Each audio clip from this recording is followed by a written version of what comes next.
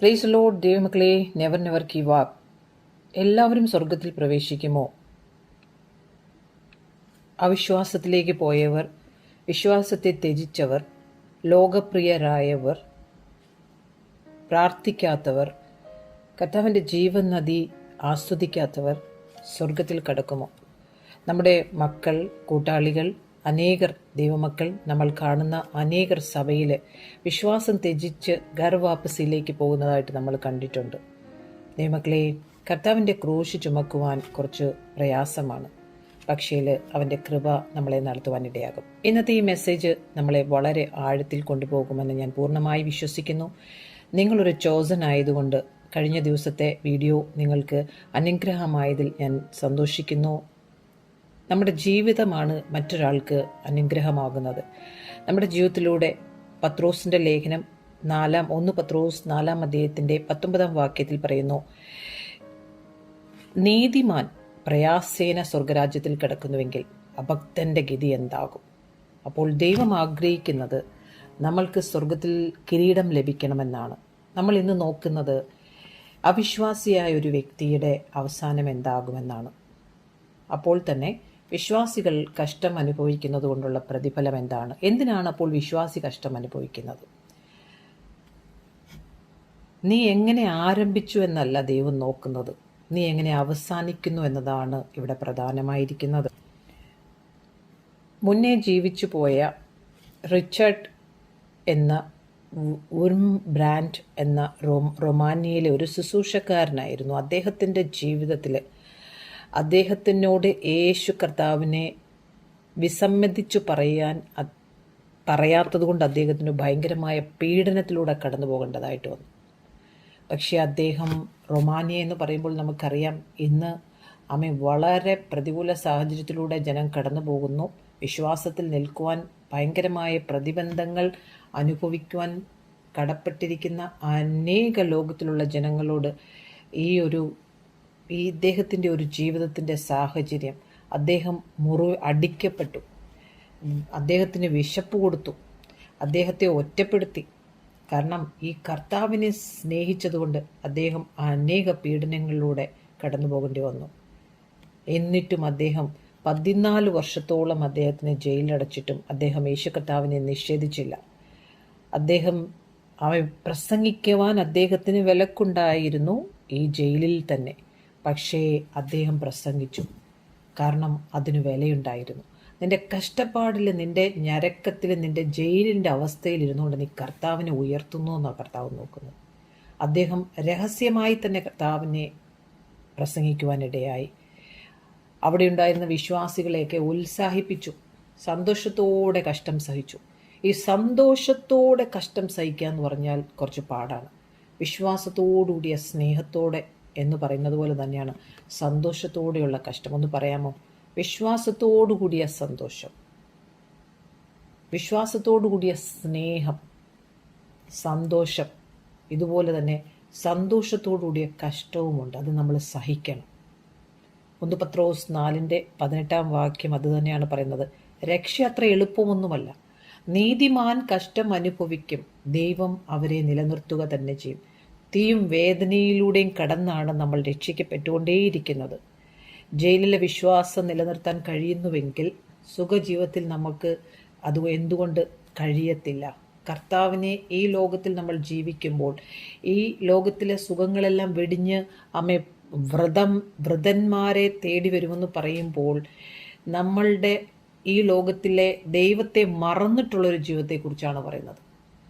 ഈ ലോകത്തിൽ ജീവിക്കുമ്പോൾ തന്നെ നമുക്ക് ദൈവത്തെ മഹത്വപ്പെടുത്തി ദൈവത്തിൻ്റെ പദ്ധതി അറിഞ്ഞുകൊണ്ട് നമ്മളെ ആരാണ് നയിക്കുന്നത്? അതാണ് അൾട്ടിമേറ്റ് ക്വസ്റ്റ്യൻ. നമ്മളെ ആരാണ് നയിക്കുന്നത്? നമ്മൾ ഒറ്റയ്ക്കിരിക്കുമ്പോൾ നമ്മുടെ മനസ്സിൽ എന്താണ് വരുന്നത്?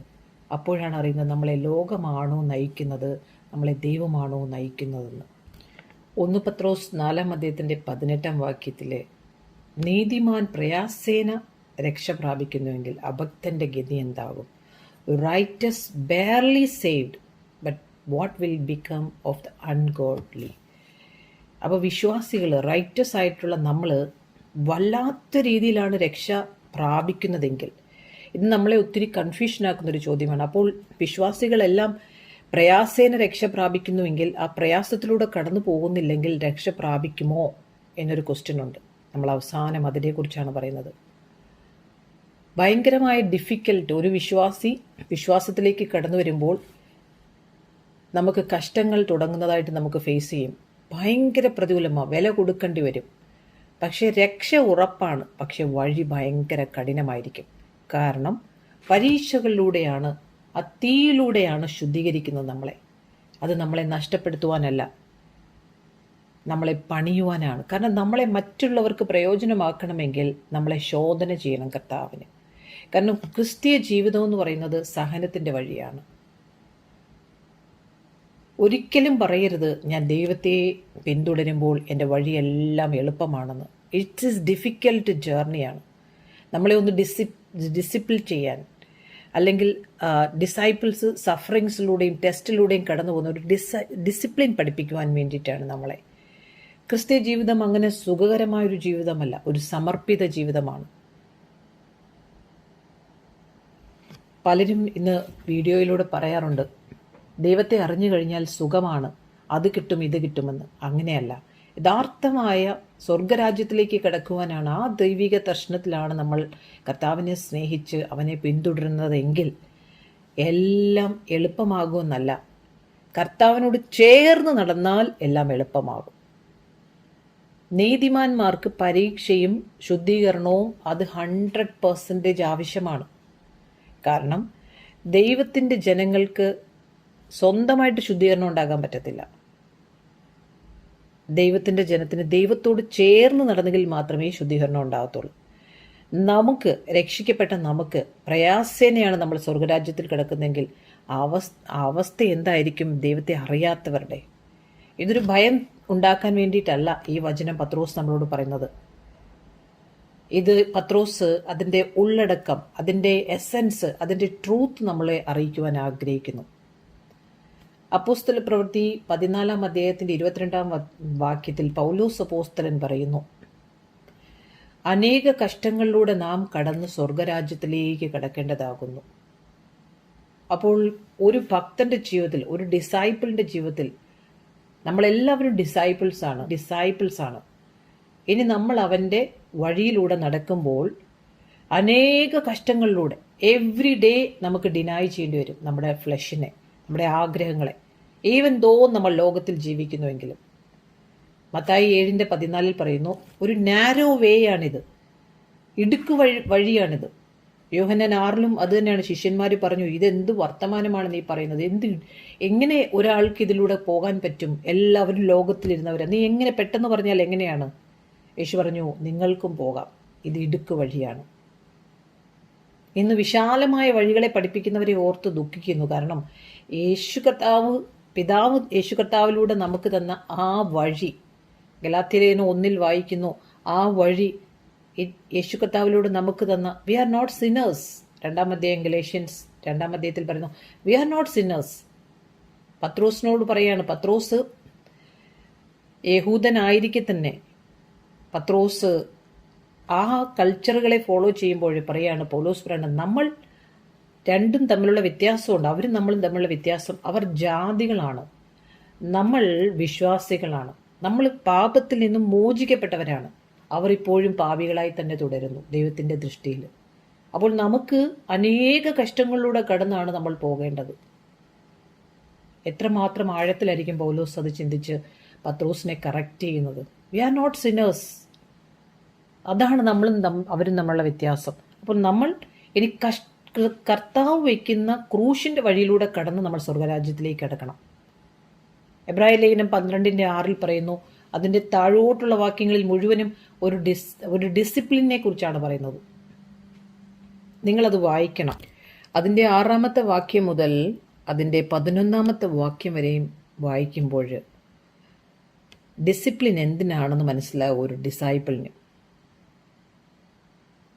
ഒരു ഡിവൈൻ ഡിസിപ്ലിൻ നമുക്ക് ആവശ്യമാണ്. കാരണം അവൻ്റെ മക്കളായതുകൊണ്ട്. ഈ ഭൂമിയിലുള്ള അപ്പൻ ഡിസിപ്ലിൻ ചെയ്യും മക്കളെയെങ്കിൽ സ്വന്തം അപ്പൻ മക്കളെ ഡിസിപ്ലിൻ ചെയ്യാൻ എപ്പോഴും ആഗ്രഹിക്കും. അതുപോലെ തന്നെയാണ് സ്വർഗത്തിലെ അപ്പനും. കുറച്ചു കാലത്തേക്ക് നമുക്ക് പ്രയാസം തോന്നും, അപ്പൻ ഇഷ്ടത്തിലല്ല ഇതെല്ലാം ചെയ്യുന്നത്. പക്ഷേ അതാണ് അത്യാവശ്യം. എന്നേക്കുമായി നമ്മൾ ജീവിക്കണം, നന്മയിൽ ജീവിക്കണം ദൈവം ആഗ്രഹിക്കുന്നത് കൊണ്ടാണ്. ഈ ലോകത്തിലെ അപ്പൻ നമ്മളെ ശിക്ഷിച്ചപ്പോൾ നമ്മുടെ നന്മ ആഗ്രഹിച്ചുവെങ്കിൽ സ്വർഗത്തിലെ അപ്പനും അത് തന്നെയാണ് ആഗ്രഹിക്കുന്നത്. 11 വാക്യം, ഒരു no discipline is enjoyable while it is happening. It's painful, but afterward there will be a peaceful harvest of right living for those who are trained in this way. Oh, hallelujah.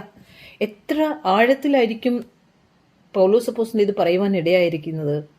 നമ്മൾ ആ ഒരു ഡിസിപ്ലിനിലൂടെ, ആ every day ഉള്ള ഡിസിപ്ലിനിലൂടെ, it's very difficult. നമ്മൾ screen ചെയ്യും, നമുക്ക് പറ്റത്തില്ല കടന്നു പോകാനായിട്ട്. പക്ഷേ അതിൻ്റെ ആഫ്റ്റർ വേർഡ് നിങ്ങളൊന്ന് ചിന്തിക്കണം. അതാണ് സദൃശ്യവാക്യം 31 പറയുന്നത്, അവൾ ഭാവിയെ ഓർത്ത് പുഞ്ചിരിക്കുന്നത്. അതിൻ്റെ ഹാർവസ്റ്റ് എന്താണെന്ന് നോക്കണം. അത് ഓർത്താൽ നമുക്ക്, എനിക്ക് അങ്ങനെയാണ്, അതിൻ്റെ ഹാർവസ്റ്റ്, എൻ്റെ റിസൾട്ട് എൻ്റെ എന്തായിരിക്കും എന്ന് ഓർക്കുമ്പോഴാണ് എനിക്ക് സന്തോഷം. തുടക്കത്തിനേക്കാൾ ഏറ്റവും ഇമ്പോർട്ടൻ്റ് അതിൻ്റെ ഏറ്റവും അവസാനമാണ്. യാക്കോബിൻ്റെ ലേഖനം 1-ന്റെ 2-ഉം 3-ഉം വാക്യങ്ങളും ഇത് തന്നെയാണ് പറയുന്നത്. ഇത് വളരെ, ഈ ഒരു വാക്യം നമ്മൾ മനസ്സിലാക്കുമ്പം വിശ്വാസത്തിനൊരു ശോധനയുണ്ട്.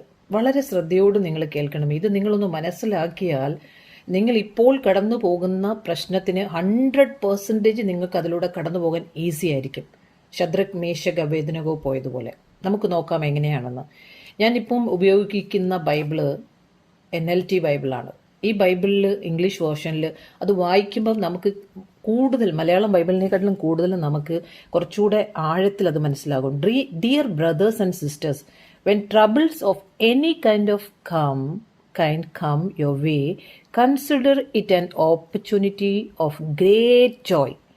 അപ്പം ഒരു കഷ്ടം, നമുക്ക് ട്രബിൾ, ഒരു ടെസ്റ്റ് നമ്മൾ ആഗ്രഹിച്ചിട്ടും അത് സാധിക്കാതെ വരുമ്പോൾ, വിശ്വാസിയായിട്ടും എത്ര സഹിച്ചിട്ടും അത് നമ്മൾ ആഗ്രഹിച്ചിട്ടും അത് മാറാതെ വരുമ്പോൾ, നമ്മളെക്കുറിച്ചാണ് ദൈവം ആഗ്രഹിക്കുന്നത്. നമുക്കാണത് ടെസ്റ്റ്. അതൊരു ഓപ്പർച്യൂണിറ്റിയാണ്. ഗ്രേറ്റ് ജോയ് അതിലൂടെ കിട്ടാൻ നമുക്ക് സാധിക്കും. അത് കർത്താവ് അനുവദിക്കുന്നതാണ്. എന്നെ നന്നാക്കുവാൻ വേണ്ടിയിട്ട് വിചാരിക്കുമ്പോഴാണ് അതിൻ്റെ അകത്ത് ഗ്രേറ്റ് ജോയ് കിട്ടുന്നത്.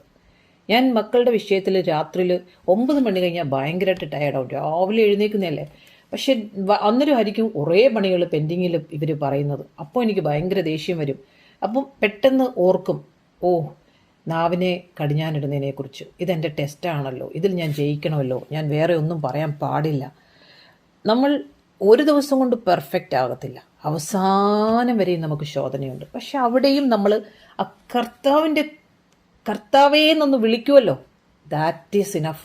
അവിടെ നമുക്കൊരു ഡെലിവറൻസാണ്. അവിടെ നമുക്കൊരു, എന്താ പറയുക, ഒരു ജോയ് നമുക്ക് ലഭിക്കും. അവനെ ഓർക്കുമ്പം, അയ്യോ ഇതിൻ്റെ ടെസ്റ്റാണല്ലോ എന്ന് ഓർക്കുമ്പം. ഇതിനു വേണ്ടി തന്നെയാണ് നമ്മൾ അവസാനം വരെയും നമ്മൾ ടെസ്റ്റിലൂടെ കിടന്നത്. നമ്മുടെ ഫെയ്ത്തിനൊരു ടെസ്റ്റ് ഉണ്ട്.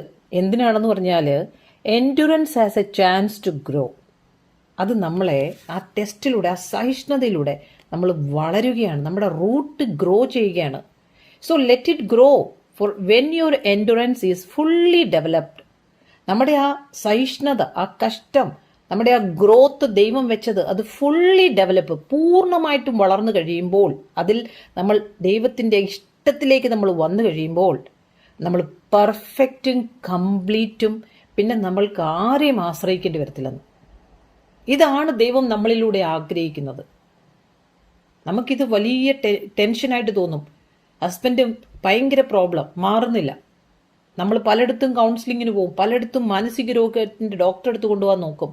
നമ്മൾ പലയിടത്തും വിളിച്ചു പറയും. എന്നും രാവിലെ തൊട്ട് വൈകുന്നേരം വരെ മാതാവിനെ വിളിച്ച് കംപ്ലൈൻറ്റ് പറയും, വിഷമം പറയും. ഇഷ്ടമുള്ള കൂട്ടുകാരെ വിളിക്കാൻ നോക്കും. ഇഷ്ടമുള്ള മൈൻഡ് ഡൈവേർട്ട് ചെയ്യാൻ പല കാര്യങ്ങൾ നമ്മൾ എൻ്റർടൈൻമെൻറ്റ്, ഇത് പ്രശ്നം.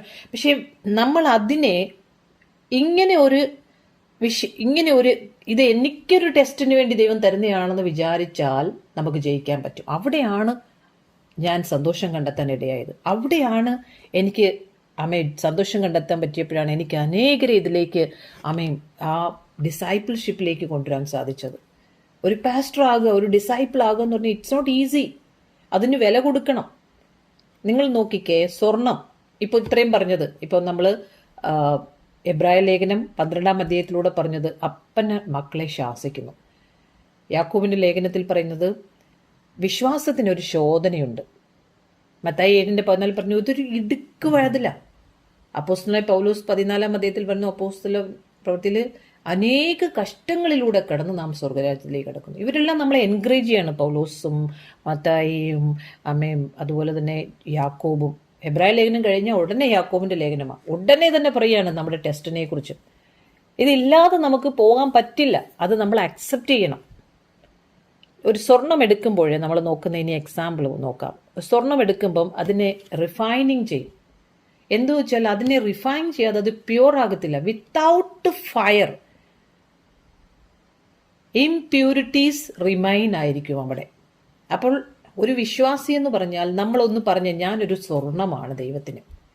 അപ്പോൾ ഫയർ, ഈ ശോധന ഹസ്ബൻഡിലൂടെ മക്കളിലൂടെ എന്നും എന്ത് നിഗ്ലക്റ്റ് ഞാൻ തന്നെ നോക്കിക്കേ. ഞാനിപ്പം എത്രമാത്രം കർത്താവിനോട് അടുക്കുന്നു അത്രമാത്രം വീക്കായിട്ടുള്ളവർ നമ്മളിൽ നിന്ന് ഓടിപ്പോകുന്നതായിട്ട് ഞാൻ കാണും. പണ്ടൊക്കെ അവർ ഓടിപ്പോകുമ്പോൾ എനിക്ക് വിഷമം വരും ലെഫ്റ്റ് ചെയ്യുമ്പോൾ. പക്ഷേ ഇന്നും ഒരാൾ ലെഫ്റ്റ് ആയപ്പം അത് എനിക്ക് മനസ്സിലായി അവരൊക്കെ എവിടെയാണ് ഇരിക്കുന്നത്. അവരൊക്കെ ഈ പ്രശ്നത്തിൽ ലോകക്കാരിലാണ് അവർ സഹവാസം, അവരുടെ എന്നുമുള്ള സഹകരണം അവർ നോക്കുന്നത്, അവർ നടക്കാൻ അങ്ങനെയുള്ള ദൈവദാസന്മാരെയാണ് അവർ ഫോളോ ചെയ്യുന്നത്. വെൽത്തും ഹെൽത്തും മാത്രം. പക്ഷേ അത് സ്വർഗരാജ്യത്തിലേക്ക് കിടക്കുമ്പോൾ ഒരു പ്രതിഫലവും ഉണ്ടാകത്തില്ല. നമുക്ക് ക്രിസ്തുവിൽ സന്തോഷിക്കാൻ പറ്റത്തില്ല. പ്രശ്നം നമ്മളെ ദൈവത്തിന്റെ ഇഷ്ടപ്രകാരം പ്രയോജനപ്പെടുത്താൻ പറ്റത്തില്ല, അത്രയേ ഉള്ളൂ. ഇനിയും ഉണ്ട് അതിന്റെ സീരിയസ്നെസ് ലാസ്റ്റിൽ പറയുന്നതായിരിക്കും. സോ ഒരു വിശ്വാസി നമ്മൾ ഒരു സ്വർണമാണെന്ന് ഇമാജിൻ ചെയ്താട്ടെ. നമ്മുടെ ട്രയൽസ് ഈ ഫയർ ആണെന്നൊന്ന് വിശ്വസിച്ചാട്ടെ. അതിന്റെ റിസൾട്ട് എന്തായിരിക്കും? പ്യൂരിറ്റി ആയിരിക്കും. ആ പ്യൂരിറ്റിയിലേക്ക് വന്നു കഴിഞ്ഞാൽ നീഡിങ് നത്തിങ്. ഇനി നമുക്ക് മറ്റൊരു വ്യക്തിയുടെ ആവശ്യമില്ല, സഹായത്തിന്റെ ആവശ്യമില്ല. നമുക്ക് സ്വന്തമായിട്ട് ഏത് ട്രയൽസ് വന്നാലും നമുക്ക് ജയിക്കാൻ പറ്റും. യെസ് ഓർ നോ നിങ്ങൾ തന്നെ പറ. സ്വർണത്തിന്റെ ആ ഒരു ഉപമയിലൂടെ പോയെങ്കിൽ ഒരു സ്ട്രോങ് ട്രീയെ നമ്മൾ നോക്കുമ്പോൾ നിങ്ങളൊന്ന് ഇമാജിൻ ചെയ്താട്ടെ. ഒരു ട്രീയിൽ ഭയങ്കരമായിട്ടുള്ള കാറ്റ് വരുമായിരിക്കും. പൗലോസും യാക്കോബും ഒക്കെ നമ്മളോട് പറയാൻ ആഗ്രഹിച്ചതാണ് മത്തായി സുവിശേഷത്തിലൂടെയൊക്കെ.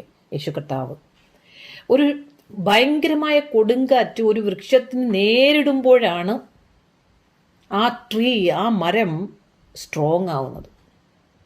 ഒരു പ്രഷർ ഇല്ലെങ്കിൽ അതിൻ്റെ റൂട്ട് എപ്പോഴും വീക്കായിട്ടിരിക്കും. അതിനാവശ്യമായ കാറ്റടിക്കുമ്പോൾ, അതാണ് സിഡാർ ട്രീ, ലബാനോനിലെ ദേവദാരു എന്ന് എപ്പോഴും പറയും. നമ്മളൊരു സിഡാർ ട്രീ കൊണ്ടാണ് ഈ കൂടാരം, ഈ ദേവാലയം പണിയുന്നത്. നമുക്കറിയാം ഇറ്റ്സ് വെരി സ്ട്രോങ്. കാരണം അത് ഒത്തിരി ട്രിബുലേഷനിലൂടെയും ട്രയൽസിലൂടെയും ഒക്കെ പോയതാണ്. അതിൻ്റെ ആ മരത്തിൻ്റെ അതിൻ്റെ സ്കിന്ന് അത് ഞെരിഞ്ഞ് അതിലൂടെ ഒരു ലിക്വിഡ് വരുമ്പോൾ എത്ര അരോമയാണെന്ന് അറിയുമ്പോൾ അതിലൂടെ വരുന്നത്. പ്രത്യേകിച്ച് ലബാനോനിലെ ദേവദാരു. ഹല്ലേലൂയ. നമുക്കറിയാം ഈ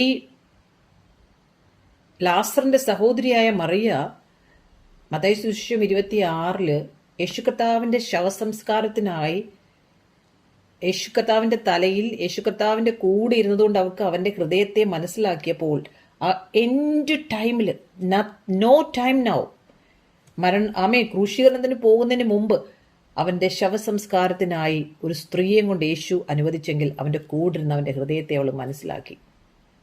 അവൾക്കറിയാം, അവൾ സിറ്റുവേഷനെ നോക്കുന്നില്ല, സർക്കംസ്റ്റാൻസിനെ നോക്കുന്നില്ല. അവൾ എത്ര വിലയുള്ള ആ തൈലം എവിടുന്നാണ്, എങ്ങനെയാണ് ഉണ്ടാക്കപ്പെട്ടതെന്ന് നിങ്ങളൊന്ന് അന്വേഷിക്കണം. ഇറ്റ്സ് എൻഡുറൻസിലൂടെ വന്ന, എത്ര ക്രഷ് ചെയ്തെടുക്കപ്പെട്ട ആ തൈലമാണ്. എത്ര വിലയുള്ള, 300 കോയിൻ വിലയുള്ളത്. അന്നത്തെ സമയത്ത് ആ വില ഒന്ന് ഓർത്തു നോക്കിക്കേ.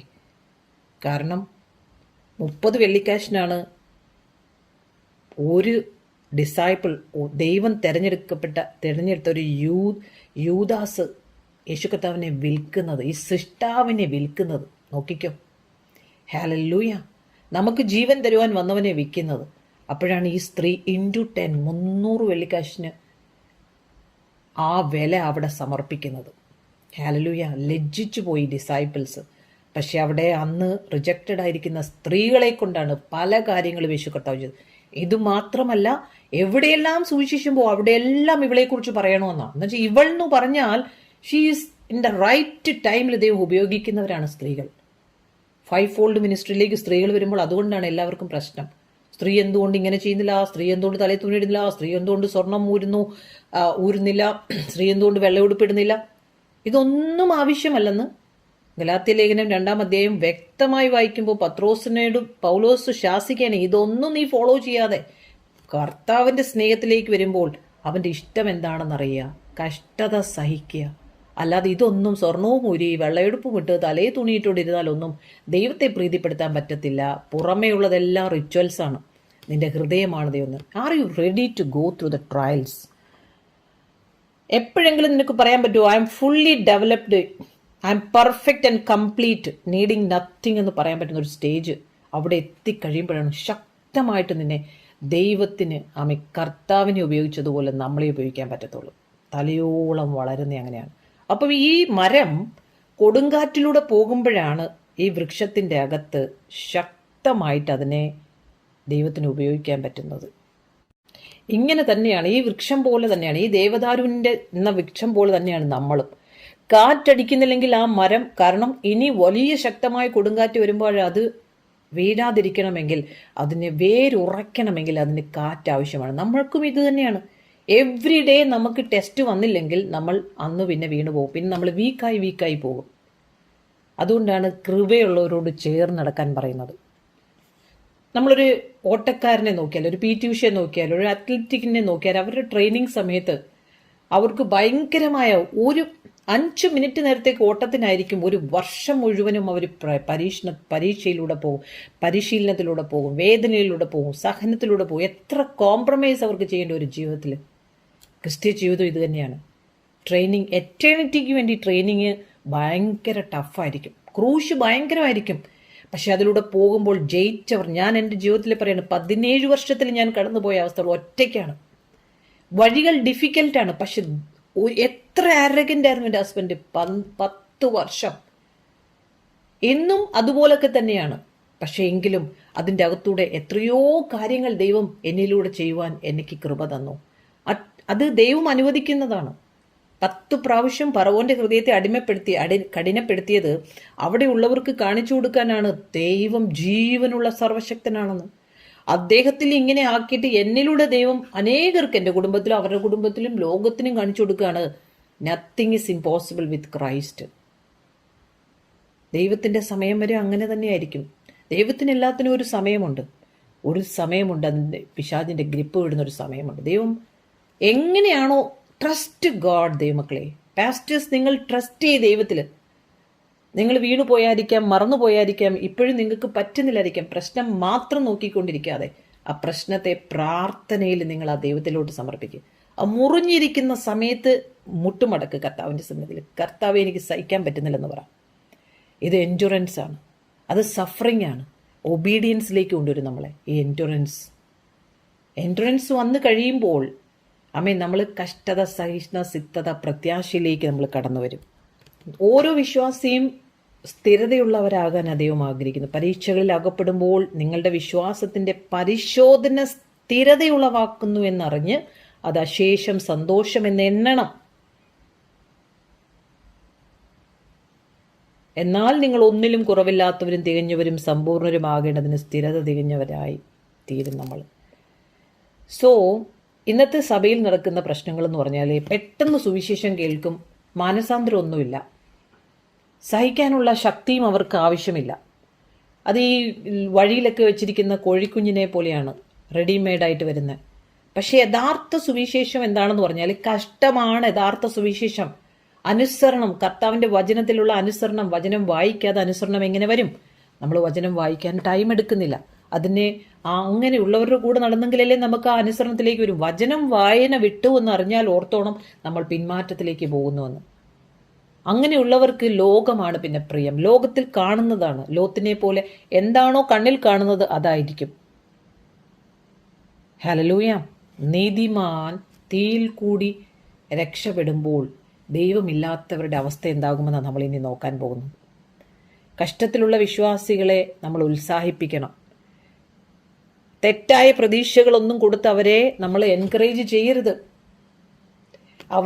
അവരെ എൻകറേജ് ചെയ്യണം. എന്താണ് ദൈവം നിങ്ങളെക്കുറിച്ച് ആഗ്രഹിക്കുന്നത്? നിങ്ങൾക്കൊരു വിളിയും തിരഞ്ഞെടുപ്പുമുണ്ട്. പലർക്കും കൗൺസിലിംഗ് എടുക്കുമ്പോൾ സുഖമായ കൗൺസിലിംഗ് ആണ് ആവശ്യം. നോ, നമ്മളോട് എന്താണോ കർത്താവ് പറഞ്ഞത് അത് തന്നെ അവരെ പറഞ്ഞു പഠിപ്പിക്കുക. പോകേണ്ടവർ പോട്ടെ. പക്ഷേ പരിശുദ്ധാത്മാവാണ് സകലത്തെയും നിയന്ത്രിക്കുന്നത്. രക്ഷ എന്ന് പറയുന്നത് നമ്മളെ ശുദ്ധീകരിക്കുക എന്ന ഒരു യാത്രയാണ്. അത് എളുപ്പ വഴിയല്ല. പറഞ്ഞാട്ടെ, രക്ഷ എന്നത് ഒരു ശുദ്ധീകരിക്കുന്ന ഒരു യാത്രയാണ്. ഇത് ഗൗരവമായി നമ്മളിത് മനസ്സിലാക്കിയാൽ മാത്രമേ മറ്റുള്ളവരെ നമുക്ക് പഠിപ്പിക്കാൻ പറ്റൂ. അല്ലെങ്കിൽ ഈ തലമുറ നശിച്ചു പോകത്തേ ഉള്ളൂ. നമ്മളെ എവിടെയെല്ലാം ദൈവത്തിന് ഉപയോഗിക്കാനുണ്ടോ, എസ്തേറിനോട് മൊർദെഖായി പറഞ്ഞതുപോലെ, നീ എഴുന്നേറ്റില്ലെങ്കിൽ ഉദ്ധാരണം മറ്റൊരു സ്ഥലത്തു നിന്നാവും. ഈ എസ്തേറിൽ മറ്റൊരു എസ്തേറിൻ്റെ അടുത്തേക്ക് പോകും. ഒരു വ്യക്തി അല്ലെങ്കിൽ മറ്റൊരു റാണിയിലേക്ക് പോകും. ഇതുതന്നെയാണ് നീതിമാൻ പ്രയാസത്തോടെ രക്ഷപ്പെടുന്നുവെങ്കിൽ ദൈവഭക്തി ഇല്ലാത്തവനും പാപിയുടെയും ഗതി എന്താവും? എവിടെ പ്രത്യാശ ഉണ്ടാവും അവർക്ക്?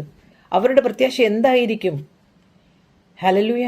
രക്ഷ അത്ര എളുപ്പമല്ല ദൈവമക്കളെ. ശുദ്ധീകരണത്തിലൂടെ നമ്മൾ പോയെങ്കിൽ മാത്രമേ പല പീഡനത്തിലൂടെയും തള്ളപ്പെടലിലൂടെയും നമ്മൾ എന്താ പറയുക, ഇറ്റ് ഈസ് ഡിഫിക്കൽട്ട്. പക്ഷേ നമ്മൾ കഷ്ടത്തിലൂടെ പോകുന്നതിൻ്റെ അർത്ഥം നമ്മളെ ദൈവം നിരസിച്ചു എന്നല്ല. അത് നമ്മുടെ ആ ചോസൻ്റെ ഒരു പാട്ടാണത്. ലൈഫിൻ്റെ ജേർണി അങ്ങനെ തന്നെയാണ് ദൈവം വച്ചിരിക്കുന്നത്. യേശു കർത്താവും ശിഷ്യന്മാരും എല്ലാം അതിലൂടെ പോയെങ്കിൽ നമ്മൾ ആശ്ചര്യപ്പെടണ്ട. എനിക്കറിയാം, നിങ്ങളിപ്പോൾ എന്നെ കേൾക്കുമ്പോൾ ഭയങ്കര പ്രതികൂലത്തിലൂടെ ആയിരിക്കും നിങ്ങൾ പോകുന്നത്. ദാറ്റ് മീൻസ് നമ്മൾ ഗ്രോയിങ്, നമുക്കൊരു ചാൻസ് ആണ് നമുക്ക് ഫുള്ളി ഗ്രോ ചെയ്യാനായിട്ട്. നമ്മുടെ എൻഡുറൻസ് ഡെവലപ്പ് ആയിക്കൊണ്ടിരിക്കുകയാണ് മകളെ. നീ പെർഫെക്ഷനിലേക്ക് വന്നുകൊണ്ടിരിക്കുകയാണ്. ആ തീയിലൂടെ കടത്തിവിട്ടപ്പോൾ സ്വർണത്തിനെ അഴുക്കുകൾ മാറ്റിയിട്ട് പൂർണ്ണതയിലേക്ക്, പ്യോരിറ്റിയിലേക്ക് ഗോൾഡിനെ കൊണ്ടുവരുന്നത് പോലെ എന്നെ നിങ്ങളെ കൊണ്ടുവരുന്നു എന്നറിയുമ്പോഴുള്ള നമ്മുടെ വിശ്വാസം. അങ്ങനെ നമ്മൾ ചിന്തിക്കുമ്പോഴാണ്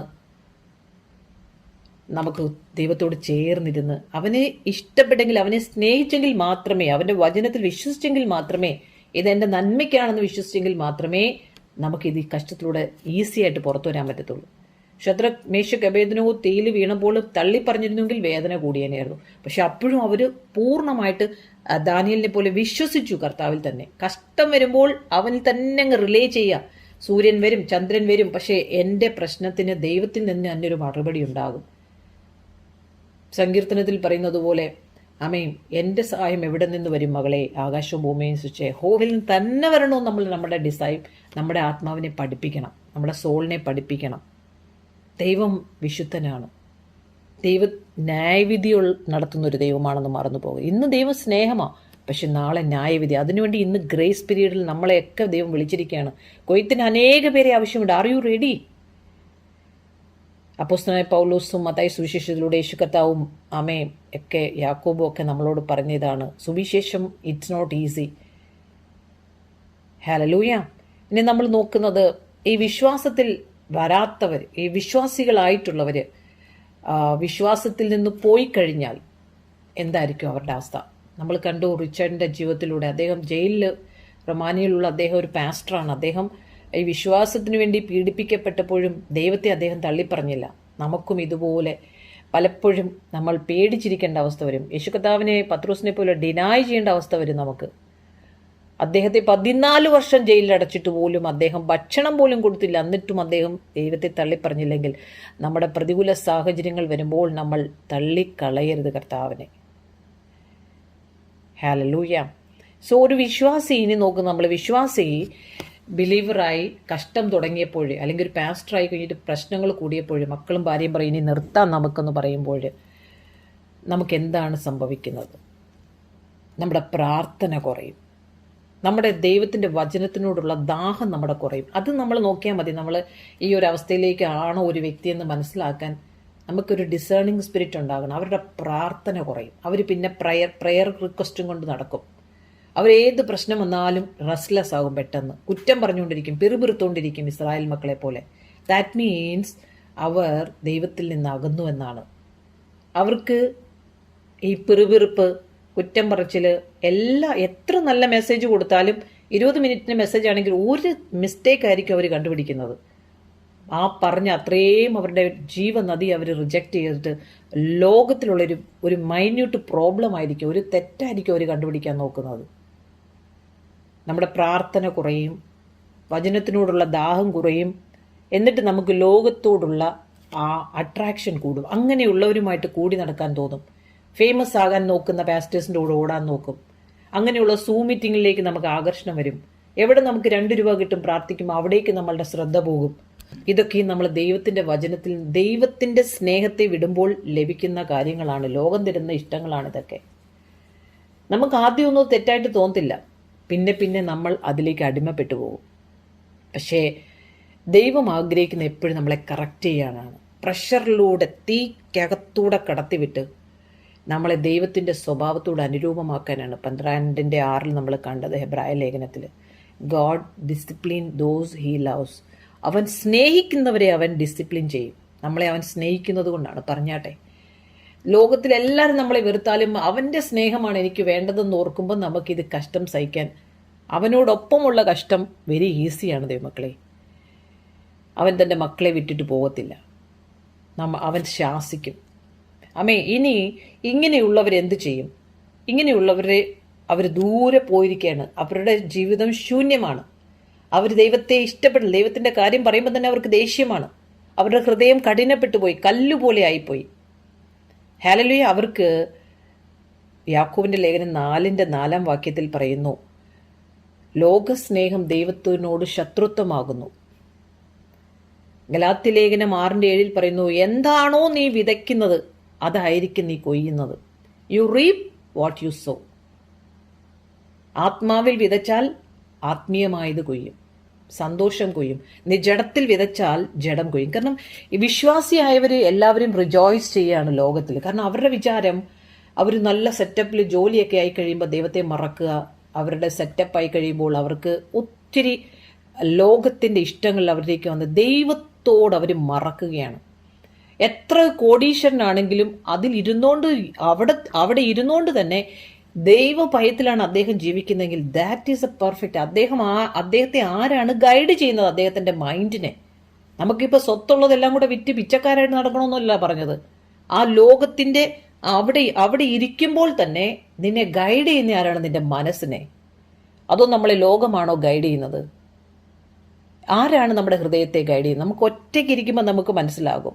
ഒരു ഭയങ്കര, ഇപ്പോൾ അംബാനി കർത്താവിനെ അറിഞ്ഞെന്നിരിക്കുകയോ, മമ്മൂട്ടി കർത്താവിനെ അറിഞ്ഞെന്നിരിക്കുക, അവിടെ ഇരിക്കുമ്പോൾ തന്നെ ദൈവമാണ് അവരുടെ മനസ്സിനെ കൺട്രോൾ ചെയ്യുന്നത്. ദൈവത്തിൻ്റെ ഇഷ്ടത്തിലേക്കാണ് അവരുടെ അനുരൂപപ്പെട്ട് ദൈവം എവിടെ ആക്കി വെക്കുന്നോ അവിടെ നമ്മൾ ദൈവത്തിൻ്റെ ഇഷ്ടമാണ് ചെയ്തുകൊണ്ടിരിക്കുന്നത്. അവരുടെ വായ് തുറക്കുമ്പോൾ തന്നെ ദൈവിക ഇഷ്ടങ്ങളാണ് പറയുന്നതെങ്കിൽ, അവർ വചനം വായിക്കുന്നുവെങ്കിൽ, അവർ പ്രാർത്ഥിക്കുന്നുവെങ്കിൽ, അവർ ശിക്ഷണത്തിലൂടെ കടന്നു പോകാൻ തയ്യാറാണെങ്കിൽ ഈ സ്വർഗരാജ്യത്തെക്കുറിച്ച് അവരും ഇതുപോലെ തന്നെ കർത്താവിൻ്റെ ഇഷ്ടമാണ് ചെയ്യുന്നതെങ്കിൽ, ഹല്ലേലൂയ, അവരുടെ ഹൃദയത്തെ നിയന്ത്രിക്കുന്നത് കർത്താവായിരിക്കും. അല്ലാതെ ഫ്ലഷിനെക്കുറിച്ചും ലോകത്തിനെക്കുറിച്ചും അല്ലെങ്കിൽ എന്തു വന്നാലും ഇറ്റ് ഈസ് ഓക്കെ എന്നും പാപം ചെയ്യാൻ ഇറ്റ് ഈസ് ഓക്കെ എന്ന് പറയുന്നതല്ല. ഹല്ലേലൂയ. വിശ്വാസി എന്ന് പറയുന്ന ഒരു വിശ്വാസി പരീക്ഷ വരുമ്പോൾ ഓടിപ്പോയാൽ അവൻ ദാറ്റ് മീൻസ് ആ ചെടിയെ പറിച്ചു കളയുന്നത് പോലെയാണ് ചെറുപ്പത്തിൽ തന്നെ. പിന്നെ അത് വളരാൻ പറ്റത്തില്ല. ചില ചെടികൾ പിന്നെയും ഒടിച്ചു കളയുന്നുണ്ട്. 15 യോഹന്നാനിൽ അത് കൊമ്പുകളെ വെട്ടുന്നതാണ്, വളരാൻ വേണ്ടിയുള്ള ഉദ്ദേശത്തിനാണ്. അല്ലാതെ ഉണ്ട് അത് മൂട്ടിൽ തന്നെ നശിപ്പിച്ചു കളയുക. അതിന് പിന്നെ ഗ്രോ ചെയ്യാൻ പറ്റത്തില്ല. അതിൻ്റെ പേരിൽ കുറച്ച് പോയ്സണോ ആസിഡോ ചൂടുവെള്ളമോ ഒഴിക്കുന്നത് പോലെയാണ് വിശ്വാസി വളരാതിരിക്കുന്നത്. കഷ്ടതയിലൂടെ ദൈവം അനുവദിക്കുന്ന കഷ്ടതകൾ എന്തും വിശ്വാസത്തിൽ നിന്ന് നിൽക്കുന്നത് കൊണ്ട് നീ അനുഭവിക്കുന്ന എന്ത് പ്രതികൂലവും നിന്റെ ജീവിതത്തിൽ വരുന്നതും നിന്നെ വളർത്താൻ വേണ്ടിയിട്ടാണെന്നുള്ള വിശ്വാസം വേണം. സുഖം മാത്രം അന്വേഷിക്കുന്നതല്ല വിശ്വാസികൾക്ക് ഒരു സൂമിൽ പോയി മെസ്സേജ് കൊടുക്കണം, ഒരു പാട്ട് പാടണം, പാസ്റ്റിനെ സന്തോഷിപ്പിക്കണം, ഇതല്ല വിശ്വാസ ജീവിതം. നിങ്ങളുടെ ഡെയിലി ഉള്ള ക്രോസ്, കർത്താവിൻ്റെ വചനത്തെ വായിക്കുമ്പോൾ നിങ്ങൾക്ക് വരുന്ന ഓരോ ടെസ്റ്റിലൂടെയും നിങ്ങൾ കടന്നു പോകുമ്പോൾ നിങ്ങളുടെ ഹൃദയത്തിൽ ടച്ച് ചെയ്യുന്ന വചനം അത് നിങ്ങൾ അണ്ടർലൈൻ ചെയ്യണം. അതാണ് നിങ്ങളോട് അന്ന് സംസാരിക്കുന്നത്. അതിനെ നിങ്ങൾ അയവിറക്കണം, വീണ്ടും നിങ്ങൾ മെഡിറ്റേറ്റ് ചെയ്യണം. ഹല്ലേലൂയ.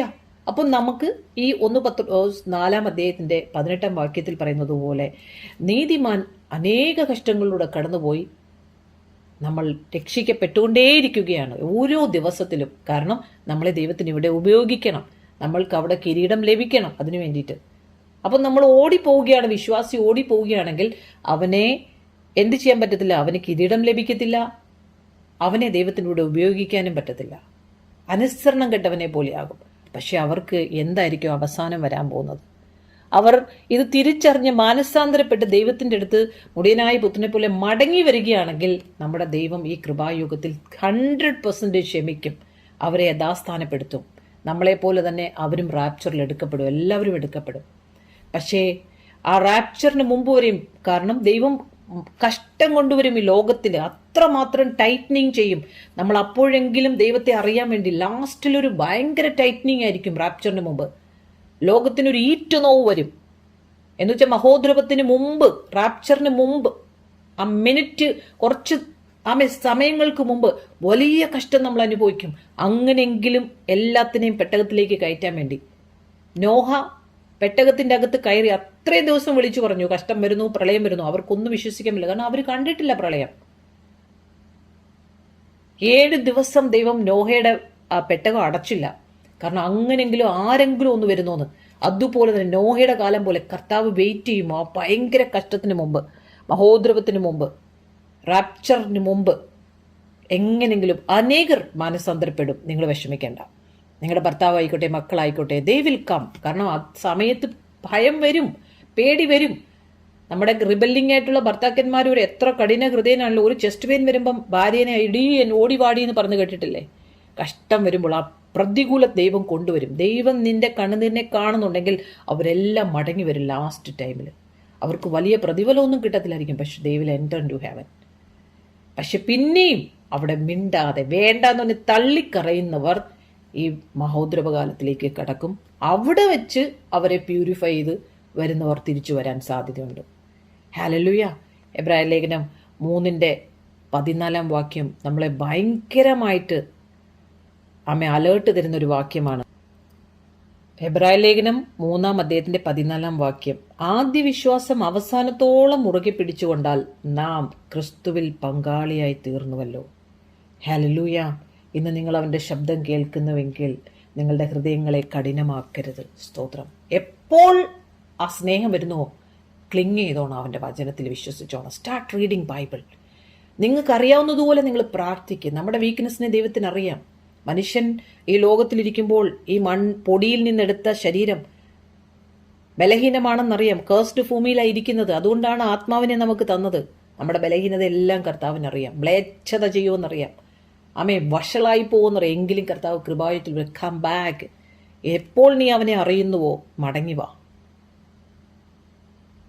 മത്തായി സുവിശേഷം 24:13 പറയുന്നു, അവസാനം വരെയും പിടിച്ചു നിൽക്കുന്നവൻ ഭാഗ്യവാൻ. ഞാനോ ലോകാവസാനത്തോളം നിങ്ങളോട് കൂടെയുണ്ട്. അവസാനത്തോളം. അനേകരുടെ സ്നേഹം തണുത്തു പോകും, എന്നാൽ അവസാനത്തോളം സഹിച്ചു നിൽക്കുന്നവൻ രക്ഷിക്കപ്പെടും. ഹല്ലേലൂയ. Thank you Jesus. വലിയ കാര്യങ്ങൾ ദൈവം ചെയ്യാൻ പോവുകയാണ്. ലോകത്തെ മുഴുവനും ടൈറ്റ് ചെയ്യാൻ നോക്കുകയാണ്. നോക്കിക്കോ, ഒരു ഹോർമോസിൽ എല്ലാ രാജ്യത്തേക്കും പോകുന്ന ഷിപ്പുകൾ ഒന്ന് നിന്നു കഴിഞ്ഞാൽ ഇപ്പോഴുള്ള ഈ ലോകത്തിൽ നമ്മുടെ കുഞ്ഞുങ്ങളെല്ലാം ടെക്നോളജിയിൽ ജീവിക്കുന്ന കുഞ്ഞുങ്ങൾ, അടുത്ത തലമുറ ഭയങ്കരം ഈ നോഹയുടെ കാലത്തെ പോലെ വഷളായിക്കൊണ്ടിരിക്കുന്നൊരു ലോകം, മ്ലേച്ഛതയിലൂടെ പോകുന്നു. കഴിഞ്ഞ ദിവസത്തിൽ ഞാൻ പോകുമ്പോൾ 12ാം ക്ലാസ്സിലും 10ലും പഠിക്കുന്ന ആണും ഒരു പെണ്ണുമാണെന്ന് തോന്നുന്നു, നടന്നു പോവുകയാണ്. രണ്ടുപേരും സ്മോക്ക് ചെയ്തുകൊണ്ട് പോവുകയാണ്. ഇവൻ വലിച്ചിട്ട് അവക്ക് കൊടുക്കും. ഒരു ബോട്ടിൽ ഇപ്പോൾ അങ്ങനെ ഒരു ഫ്ലേവറിൻ്റെ കിട്ടും. They are seeing it's entertainment, it's not harm. ഇതിൽ തുടങ്ങി പിന്നെ ഇതിലേക്ക് പോകും. അതൊരു സുഖമാണ്, അതൊരു സന്തോഷമാണ്. നടക്കാൻ പോയതാ, ഫ്രണ്ടിൻ്റെ അടുത്ത് പോയതാ, കടയിൽ പോയതാ, ഒന്നും ചെയ്യാൻ പറ്റത്തില്ല. പേരൻസിനെ അടിച്ചിടും. പക്ഷെ നിന്റെ വിശ്വാസത്തിൽ നീ ഉറച്ചു നിൽക്കുക, നിന്റെ പ്രാർത്ഥനയിൽ നീ ഉറച്ചു നിൽക്കുക. അവരെയൊക്കെ ദൈവം നോക്കിക്കോളും. കാരണം ദൈവമാണ് അവരെ തന്നതെങ്കിൽ നിന്റെ പ്രാർത്ഥന വിലയേറിയതാകട്ടെ. ദൈവത്തിൻ്റെ ഇഷ്ടത്തെ നീ അറിയ്. ഒരിക്കൽ പ്രാർത്ഥിച്ചതുകൊണ്ട് മാത്രമായില്ല, തുടർച്ചയായിട്ട് കർത്താവിൻ്റെ സന്നിധിയിലേക്ക് മുട്ടുമടക്ക്, വചനം വായിക്ക്, മറ്റുള്ളവരോട് കർത്താവിൻ്റെ സ്നേഹത്തെപ്പറ്റി പറയാൻ തുടങ്ങുക. പഴയ വീണുപോയ ജീവിതത്തിൽ നിന്ന് എഴുന്നേക്ക്. പലരും നമ്മളെ കളിയാക്കും, നമ്മുടെ മക്കൾ കളിയാക്കും. കർത്താവ് വരുന്നെന്ന് പറഞ്ഞ് ഇതുവരെയും വന്നില്ലല്ലോ എന്ന്. കാരണം അവർ ലോകത്തിലിരിക്കുന്നത് കൊണ്ടാണ്. നീ കർത്താവിലേക്ക് അടുക്കുവാൻ അവരിലൂടെ ദൈവം സഹായിക്കുന്നതുമാണ്. അവരെ അനുഗ്രഹിച്ച് പ്രാർത്ഥിക്കുക. Just bless dum. ഹല്ലേലൂയ. ദൈവം വീണുപോയവരെയും പിന്മാറ്റത്തിൽ പോയവരെയെല്ലാം ദൈവം മടക്കിക്കൊണ്ടുവരും. നമ്മൾ ജസ്റ്റ് ട്രസ്റ്റ് ഇൻ ഗോഡ്. ഞാൻ നിങ്ങൾക്ക് വേണ്ടി പ്രാർത്ഥിക്കുന്നു. കർത്താവേ, നിൻ്റെ സന്നിധിയിലേക്ക് ഞങ്ങൾ കടന്നു വരുന്നു. കർത്താവേ, 1 പത്രോസ് 4 അധ്യായത്തിൻ്റെ 18 വാക്യത്തിലൂടെ ഞങ്ങളുടെ ഹൃദയത്തോട് വ്യക്തിപരമായി സംസാരിച്ചതിനായി സ്തോത്രം ചെയ്യുന്നു. ഈ കഷ്ടങ്ങളൊക്കെ ഞങ്ങളെ സഹിഷ്ണുത പഠിപ്പിക്കുവാൻ, ഞങ്ങളെ സ്വസ്ഥതയിലേക്ക് കടത്തുവാൻ, ഞങ്ങൾ രക്ഷിക്കപ്പെട്ടുകൊണ്ടേയിരിക്കുന്നു എന്നുള്ള വിശ്വാസം ഞങ്ങളിൽ ഈ മെസ്സേജിലൂടെ ഞങ്ങൾക്ക് മനസ്സിലാക്കി തന്നതിനായി സ്തോത്രം ചെയ്യുന്നു. ഞങ്ങളുടെ ഹൃദയങ്ങളുടെ ഉള്ളത്തിലൂടെ ജീവൻ്റെ നദി അത് പുറപ്പെട്ടുകൊണ്ടേയിരിക്കട്ടെ. ഞങ്ങൾ വളരും തോറും അനേകരെ ഞങ്ങൾക്ക് ദൈവത്തിലൂടെ അടുപ്പിക്കുവാൻ, ഞങ്ങൾക്ക് നദയിലിനെ പോലെ അനേകരെ ദൈവത്തിലേക്ക് അടുപ്പിക്കുവാൻ ഫിലിപ്പോസ് ചെയ്തതുപോലെ അനേകർ നിൻ്റെ അടുക്കിലേക്ക് വരട്ടെ കർത്താവേ. ഞങ്ങളിലൂടെ ജാതികളുടെ ഇടയിൽ ദുഷിക്കപ്പെടുവാൻ ഇടയാകില്ല കർത്താവേ. അവരും ഞങ്ങളുടെ സഹിഷ്ണുത കണ്ട് ഇവളെന്തിനാണ് ഈ വില കൊടുക്കുന്നതെന്ന് അവരും മനസ്സിലാക്കട്ടെ കർത്താവേ. ഞങ്ങളെ പഴിക്കുന്നവർ, നിന്ദിക്കുന്നവർ, പരിഹസിക്കുന്നവർ, ഞങ്ങളെ തള്ളിപ്പറയുന്നവർ, ഞങ്ങളെ കുറ്റം പറയുന്നവർ, ഞങ്ങൾ കർത്താവിൽ വളരുമ്പോൾ ഞങ്ങളെ വിട്ട് ഓടുന്നവരെല്ലാം അനുഗ്രഹിച്ചു പ്രാർത്ഥിക്കുവാൻ ഞങ്ങൾ കൃപ തരണമേ. ഇതൊന്നും കണ്ട് ഞങ്ങൾ തളരാതെ വീണ്ടും ഓട്ടക്കളത്തിൽ നിന്നിൽ ജോയ്ഫുൾ ആകുവാൻ, നിന്നിൽ സന്തോഷിക്കുവാൻ, നിന്നിൽ ആനന്ദിക്കുവാൻ. Hallelujah. Great opportunity for great ജോയിലേക്ക് ആ ട്രബിൾസ് ഞങ്ങളെ സഹായിച്ചതിനായി സ്തോത്രം ചെയ്യുന്നു. കഷ്ടത സഹിഷ്ണുത ഞങ്ങളെ പ്രത്യാശയിലേക്ക് കൊണ്ടുവന്നതിനായി സ്തോത്രം. ദൈവത്തിൻ്റെ പരിജ്ഞാനത്തിനെതിരായി പോകുന്ന എല്ലാ ഉയർച്ചകളെയും, ഇങ്ങനെയുള്ള എല്ലാ ഉയർച്ചകളെയും, ഞങ്ങളുടെ മനസ്സിൽ കൊണ്ടുവരുന്ന എല്ലാ ഈ കഠിനമായ വേദനകളും, ഈ ഉയർച്ചകൾ, ഈ സപ്രഷനുകൾ ഞങ്ങൾ പിടിച്ചടക്കുന്ന യേശുക്രിസ്തുവിൻ്റെ വചനത്തിലൂടെ, ആ സ്നേഹത്തിലൂടെ ഞങ്ങൾ പ്രതികാരത്തിനായി ഒരുങ്ങിയിരിക്കുന്നു. ഇങ്ങനെ കടന്നു പോകുന്ന അവരെ അനേകരെ ഞങ്ങൾക്ക് പുറത്തു കൊണ്ടുവരുവാൻ, ആ ഡെലിവറിയിലൂടെ കടന്നു പോകുമ്പോൾ ആ കർത്താവിൻ്റെ സ്നേഹത്തെ അറിയിക്കുവാൻ ഞങ്ങളുടെ ആത്മാക്കളെ ഒരുക്കമുള്ളവരാക്കുന്നതിനായി സ്തോത്രം. Yes, we are chosen. We declare it in the name of Jesus Christ. കഷ്ടതയിലൂടെ പോകുമ്പോൾ, ഞങ്ങളൊരു ശോധനയിലൂടെ പോകുമ്പോൾ അപ്പൻ ഞങ്ങളെ കരുതുന്നുള്ള കൃപ ഞങ്ങൾ പെരുകുന്നതിനായി സ്തോത്രം. ഹല്ലേലൂയ. കർത്താവെ, മിറക്കിൾസ് പോലും ചെയ്യാൻ പറ്റാത്തൊരു ലോകത്തിലേക്ക് ഞങ്ങൾ പോയിക്കൊണ്ടിരിക്കുകയാണ്. അവിടെ പോലും ഞങ്ങളെ ജയിലിൽ പിടിച്ചിരുന്നു എന്നുള്ള ലോകം, ഇന്ത്യയിൽ അങ്ങനെ ഒരു പ്രചാരം നടക്കുന്നു. ഇനി മിറക്കിൾസ് നടക്കാൻ പാടില്ല. അങ്ങനെ ആയിരിക്കുമ്പോൾ കർത്താവെ, അവിടെയെല്ലാം വിശുദ്ധത്തോടുകൂടി നിന്നിൽ സ്നേഹിച്ച്, നിന്നിൽ സന്തോഷിച്ച് അനേകരെ ആദായപ്പെടുത്തുവാൻ ഞങ്ങളെ സഹായിക്കണമേ കർത്താവെ. We praise you Lord, we thank you Lord.